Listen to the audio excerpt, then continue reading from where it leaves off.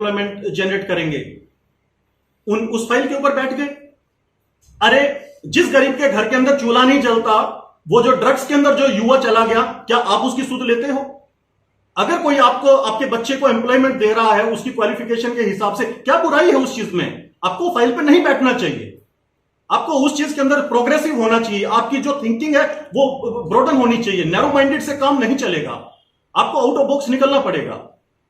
आप यहां बैठ के सोचते हैं मैं हमारे स्टेट में दिल्ली जैसा डेवलपमेंट हो, फिर उसके बाद किसी ने, एक मैंने कमेंट पढ़ा उसमें लिखा हुआ, अरे बाहर का कंपनी लेके आ रहा है कैप्टन, बाहर का कंपनी आएगा तो हमें क्या मिलेगा, हमारे लोगों को रोजगार नहीं मिलेगा। किसने बोल दिया भाई ऐसी बातें? दिल्ली में जाइए, G20 समिट होने वाला है, दिल्ली को मोदी जी ने चमका रखा है एक विश्व पटल के ऊपर। मोदी जी एक वसुधैव कुटुंबकम की बात करते हैं कि पूरा विश्व हमारा कुनबा है, और वो इनवाइट करते हैं। क्यों वहां पे G20 समिट के अंदर पूरे विश्व के जो बड़े बड़े लीडर हैं वो क्यों आ रहे हैं वहां पे? किस लिए आ रहे हैं वो? कि हमारा जो एक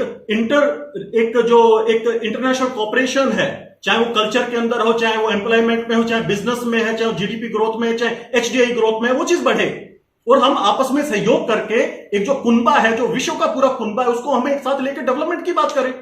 अदरवाइज मोदी जी को क्या पड़ा है? पहले भी प्रधानमंत्री आए जो मौन रहते थे, कुछ बोलते ही नहीं थे, उन्होंने कौन सा डेवलपमेंट कर दिया देश का? लेकिन एक प्रधानमंत्री आया जो वाइब्रेंसी की बात करता है, सबको साथ लेके चलने की बात करता है, सबके विकास की बात करता है, तो उससे सीखिए कुछ।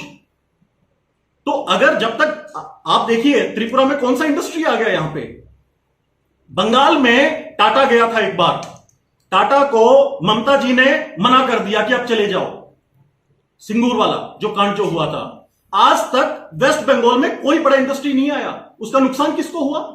एक आम आदमी को। वहां पे जिसके बच्चे ने इंजीनियरिंग किया था, वो सोच रहा था टाटा का प्लांट आएगा मेरे बच्चे को रोजगार मिलेगा, नहीं मिला।